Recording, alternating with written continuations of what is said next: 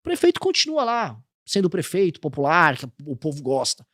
Mas as políticas que ele vai adotar, infelizmente, hoje, ele nem sequer vê como prioridade, nem tem condições técnicas de fazer. Então você vai ter que trazer material humano para administrar os municípios. Para fazer isso, você tem que diminuir o número de municípios. Leva o material humano, coloca os KPIs, e aí a gente começa a fazer esses municípios pequenos, que vivem do dinheiro das pessoas produtivas, eles serem administrados à moda dos lugares produtivos do Brasil. E com critérios muito claros. O principal deles, você vai ter que gerar arrecadação por aumento da atividade econômica. Ponto. Vai ter que se picar. Se é prefeito, a primeira coisa que você tem que fazer é como eu gero atividade econômica. Porque não dá para ter um município que não tem atividade econômica. Ele é um não município. A ideia da própria cidade, a ideia da polis grega, é uma ideia de que ela é quase autossuficiente. E, pô, um município que não é autossuficiente em absolutamente nada, ele não é um município. Ele é tudo menos uma cidade. Quer dizer que se eu parar de mandar dinheiro para ele, aquele município, todo mundo morre de fome. Então temos um problema claro. Então, nós temos que resolver, para não deixar que as pessoas literalmente morrerem de fome, nós temos que ter uma transição em que aqueles municípios eles se tornam municípios autossustentáveis e as pessoas se tornam autossustentáveis. Uns indicadores obrigatórios. Número de pessoas no Bolsa Família. O prefeito tem que terminar o mandato dele diminuindo. A gente tem que começar com os prefeitos, depois com os governadores. Um governador do Maranhão tem que terminar o mandato dele, tem menos pessoas no assistencialismo. É isso. Porque aí eu não preciso mandar tanto repasse de Santa Catarina pro Maranhão. E aí Santa Catarina pode fazer mais estradas, que tá faltando estrada lá. São Paulo pode investir na desfavelização. Assim a gente resolve a federação. Então, eu acho que com um modelo desses, que é um modelo que, pra mim, é uma revolução que a gente muda tudo na política do Brasil. Porque aí o Ciro Nogueira não tem como se reeleger muito. Porque como é que ele vai ficar comprando voto daquelas pessoas se nem pra reeleger o prefeito inútil dele ele vai conseguir? Se a emenda dele fica condicionada aos desempenhos do prefeito.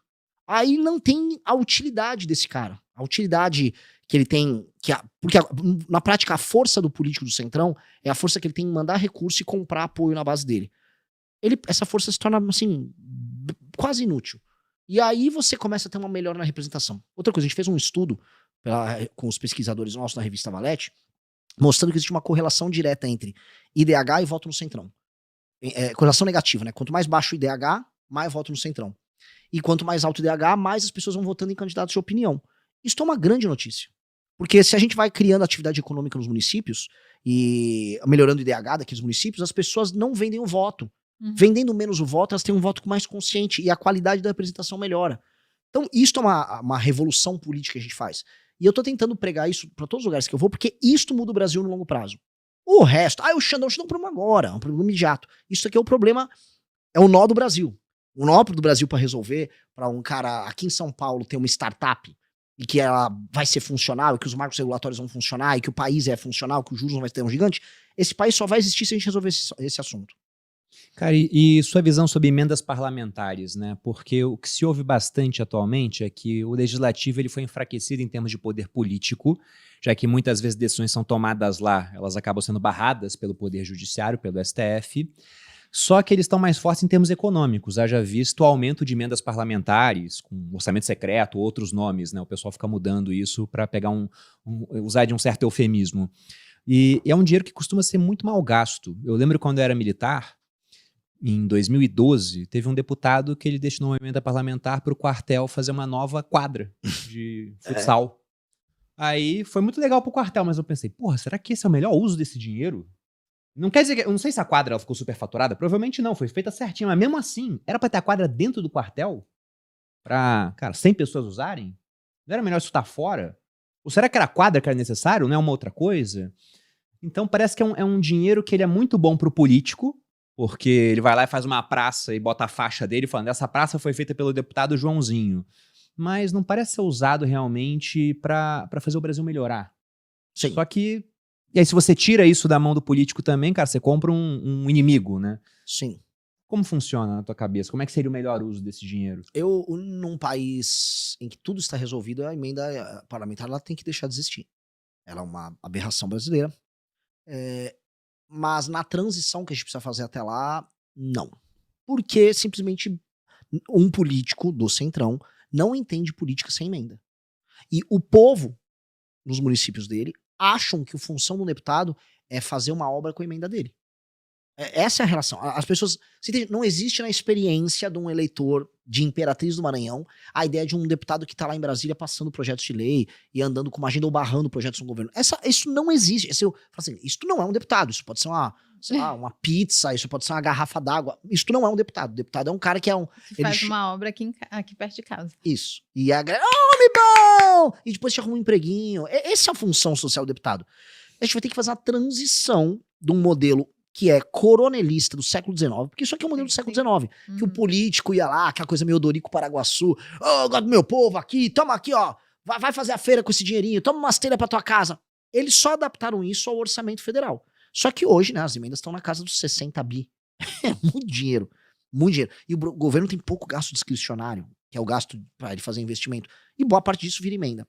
Acho que, primeiro, a gente começa pelos municípios, e aí a gente condiciona as emendas a atender às políticas públicas determinadas pelos indicadores de desempenho. Então, assim, cara, você quer inaugurar uma praça? Você não vai inaugurar uma praça. Agora, assim, aprenda a ganhar voto inaugurando as manilhas de esgoto que a gente vai fazer aqui. Se vira. E você também não vai desviar esse dinheiro, você vai muito preso. Agora, tá aqui, nós vamos precisar dizer, ó, você vai precisar mandar um dinheiro, ó, eu vou precisar fazer aqui uma UBS, aqui. Tá, vai fazer UBS, não vai ter desvio de dinheiro pra fazer UBS, vai dar tudo certo, você inaugura a UBS. Mas não vai ser uma UBS inútil, que você só faz pra falar que eu inaugurei a UBS. Vai ser a que no planejamento é necessária pra ter nesse município.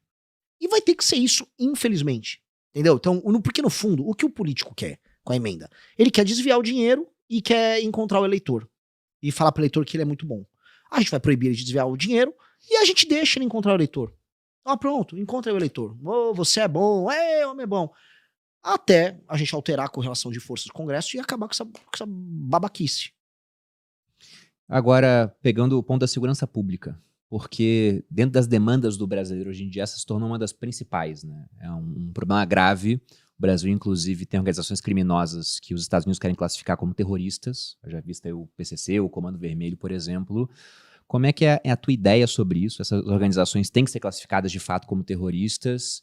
E qual seria o plano missão para mudar a segurança pública no Brasil dentro do que o Poder Executivo pode fazer, no seu caso como presidente, né? Porque isso depende também de governadores.